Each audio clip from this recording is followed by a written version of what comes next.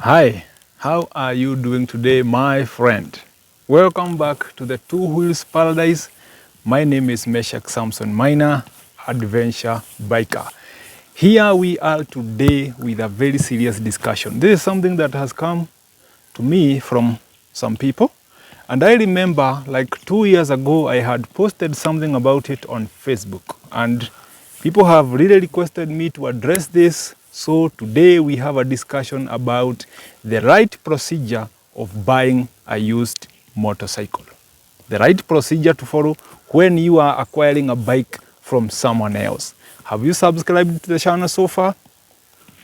Give me that gift. Give me that gift and encourage me to keep going. I'm here because of you. Whatever you want to know about motorcycling, if I have an idea about it, trust me, I'm going to make it available for you on this channel. Back to business. Buying a used motorcycle. You remember, a few days ago, we had another video of why you should not buy a used bike and what conditions a motorcycle must meet if at all you are going to buy it used by someone else. Have you seen that video? Scroll down the channel, but there is a link down here in this video. The link is attached to that old video. Motorcycles have to meet some standards before you spend your money on them because they are expensive. Even if it is 50,000, that is a lot of money. Motorcycles are like motor vehicles, they are expensive. You need to buy them when they are in the right condition. Let's go down to the procedure of buying one. Assuming you have seen a motorcycle advertised somewhere online, or maybe someone tells you, I'm selling my bike, you look like you are interested in it. You look at it and physically it looks like it is in good condition. You can spend your money on it. You're going to meet that person, give them the money, get the keys, and ride home. Huh? Is it that simple? Or am I missing something? We meet, give me the money, give you the keys. Really? No, not really. We do not buy motorcycles like ships, like smokies. You walk into a hotel or restaurant or whatever kibanda, you get yours and just move out. That is not the procedure. Motorcycles are categorized as motor vehicles. So the way motor vehicles are sold is the same way, exact same way you're supposed to buy a motorcycle. First of all, you have seen this bike advertised somewhere. You contact the person who have posted that bike. Or from wherever platform you saw it, you make a contact. The motorcycle is available. Fine. It is available. First of all, where? Where is that motorcycle available? Is it available for viewing? Some people have become very crafty these days, posting photos they have downloaded from the internet and claiming that they have those bikes. We have seen a group of scammers who purport to have some dealership, some shop somewhere in Lamu. This is a concern that has come. Somewhere in Lamu, somewhere in Maridi, they don't even know exactly the location of their shop. And they sell sport bikes. These are scammers. If the motorcycle is advertised, you must have a way of viewing it. Let's assume you have agreed with the seller that the bike is in Nanyuki, the bike is in Nairobi, the bike is in Nakuru somewhere. You are willing to go and see the bike. First things first, you have to know who exactly you are going to meet. Try and get the identity of the person you are going to meet, because you might find yourself in the wrong hands. Someone posted a bike with some funny name, Cachero 254. Huh? Yeah. Cachero 254? Is that an identity? And you just traveling from here to Nakuru all the way to meet this Cachero? No. Get the identity of the person you want to meet. Identity first for your own safety. And if you're going to see the bike, do not carry any money for that bike. Do not carry money. Listen to me. Do not carry money when you're going to view a bike you are interested in. Don't carry money. Do not. And if possible, go with a friend. Go with a friend. Maybe a mechanic. Just be with someone.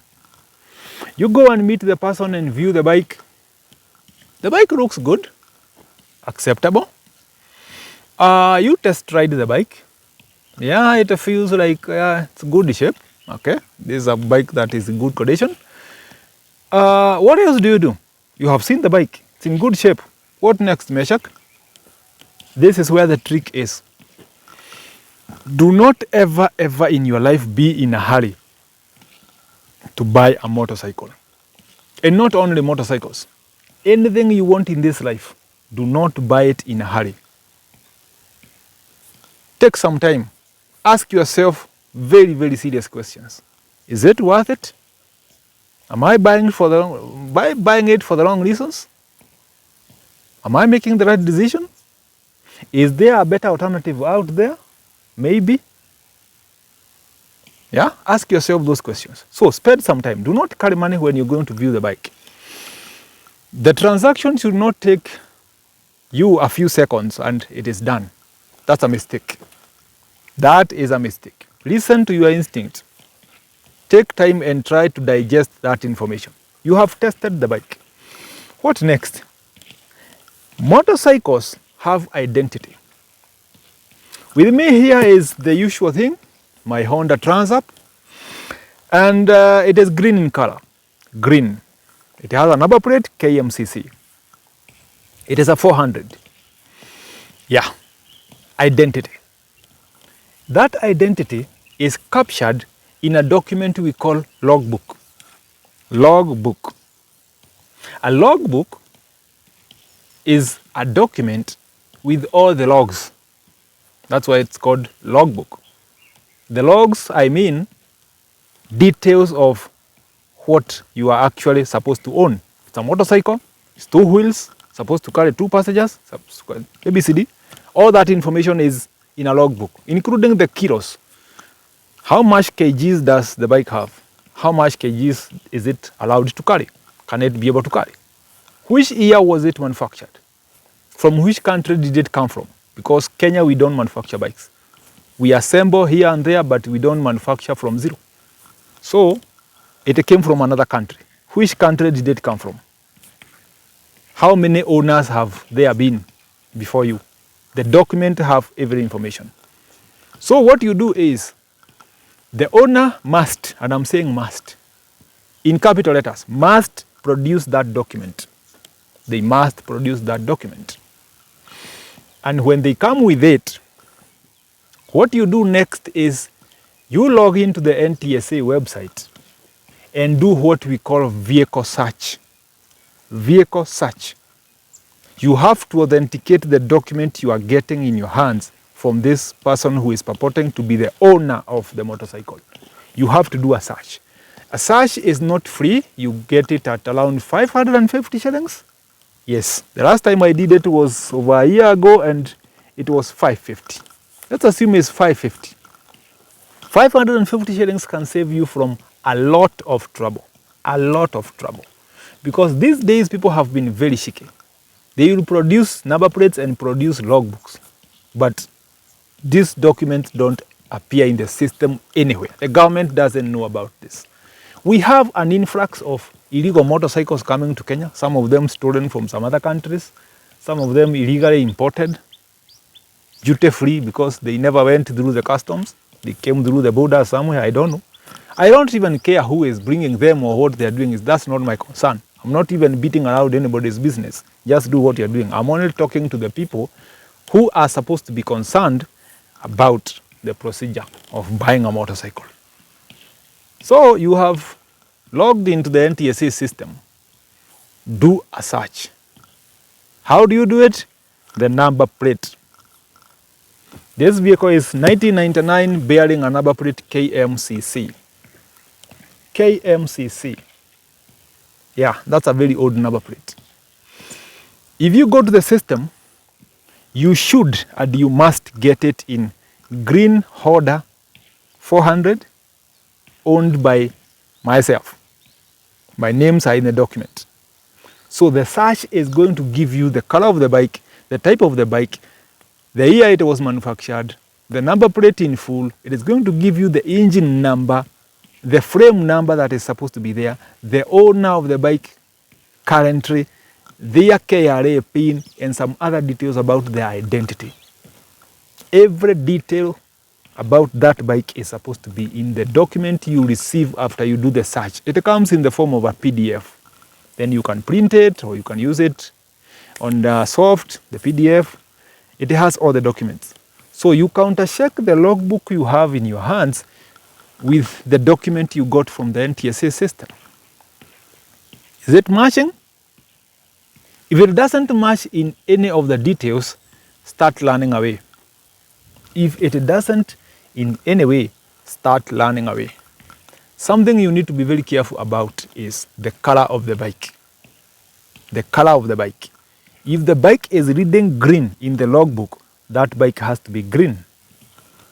And if it has had its color changed, the document should be changed straight away. You cannot change a vehicle's color just kienyeji. There is a procedure. If it has not been done, tell the owner to do it first before you buy it. Tell them to do it first before you buy it. Because, you know, it can be a sign of a criminal history. It can be a sign of a criminal history. Maybe someone has removed the number plate from the back and attached it to the side or somewhere under the tail somewhere. It is not clearly seen. Then they have committed a crime with that bike. They have committed a crime with that motorcycle. Yeah? It was green when they committed the crime. And immediately they wiped off the green color and put it in black. Pure black.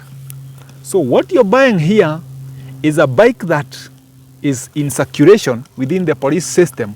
They are looking for it. Maybe they got the number plate and the number plate was removed. So this individual has been riding without the number plate. They changed the color, finished. Then one day, because you don't want to ride without the number plate, you attach the number plate at the back. 24 hours later, presented in court in handcuffs because of a crime that you have no idea who, how, when, why it was committed. So color of the bike must be the color in the document. And I'm saying must. If it is not the one in the document, make the seller of the bike explain in documents how it was changed and where it was reported, because it must be reported somewhere for the document to change. Let's assume the bike is matching. What else do you check? The engine number is okay, the frame number is okay, the documents are fine. You have verified that the motorcycle is in good color, good condition, the engine number and the frame numbers are okay, the number plate is okay, this bike is in good condition to buy. What else? What else? The transaction. Vehicles, motorcycles, everything that has a number plate has a procedure of transfer. The logbook is original, you have it in your hand. If you don't have the original logbook, just run away. Start learning very fast. Start learning. Now you have the document and everything is okay. Now we are at the point where we need to buy. If possible, postpone that transaction to tomorrow. Postpone the transaction to tomorrow. Spend some time with yourself and try to listen to your inner person. I made one mistake one day and I have paid with a lot of pain. When I bought this bike, I bought it in a hurry. In a hurry. And I have spent close to 200,000 trying to correct that mistake. So, don't do that. Listen to yourself. When I was buying this bike, I had two choices. This Transalp and Kawasaki KLR 650. But I couldn't wait for the owner of the KLR to land. It was being sold by some pilot. I couldn't wait for him to land. The day he was supposed to land and come and help me see the bike, I bought this one. 3 days later, it was dead. I have paid with a lot of pain, but now it is in the perfect condition. I don't even intend to sell it. It's in good condition. I want it that way. But I have paid with a lot of pain for over 1 year and 6 months, still trying to correct that mistake. So don't be in a hurry. Listen to yourself. Take a day or two. If a person is pushing you to buy the bike in a hurry, that's a red flag. If they cannot wait for you to come tomorrow, that's a red flag. That is a red flag. So don't do that. We are at the point where now it is the transaction. Which comes first? Give the money, give the document, or give the document, give the money. Transactions about motorcycles, if possible, take them to bank. Take them to the bank. Just walk into the bank. Pay whatever you want to pay in the bank. Have papers, receipts, have something physical that you can keep to prove you bought this bike and paid for it. Because some people are crafty. You will get the bike, they will report it stolen. Some people are just crafty. We have very evil people out here. They will give you a logbook which is fake. They will sell you the motorcycle, then report it stolen. Maybe they don't even own it. These are just river road documents, as they call it, river road documents. That's why the procedure of vehicle search is very important. Verify the person who is here at the moment is the owner of this bike. Because you might buy a bike from someone who is not the legal owner. Maybe they were given the bike to just be using it, or maybe keep it by someone who is abroad. Then here you are, you have bought the bike. One day someone will stop you. Yes, someone will stop you with the police. And it is going to be shenanigans after shenanigans. So you don't want to have that in your life. Verify that you are buying it from the legal owner. From the legal owner. There's something we call sale agreement. Even if you get a piece of paper from a book, tear it up, write something, have the details written and signed by you, the seller, and some witness. Even if it is 1 page, just write something. 2 sentences. Write the details of the bike, when it was sold, who was the witness, who sold it to you, how much money, how it was paid. Just have the document, the details written, and keep that one. Signed with copies of the IDs, including the witness, copies of IDs. For later use, in case someone tries to be smart. When it is time for the transaction, I have said, take it to the bank. Take it to the bank. Have documents. Go and sign a paper. You have sold it, this and this and this. Case closed. And if you are doing an e-transfer, electronic transfer of money, make sure there is somewhere you have written the reason for the payment is motorcycle sale. KMCC, blah, blah, blah. Write it.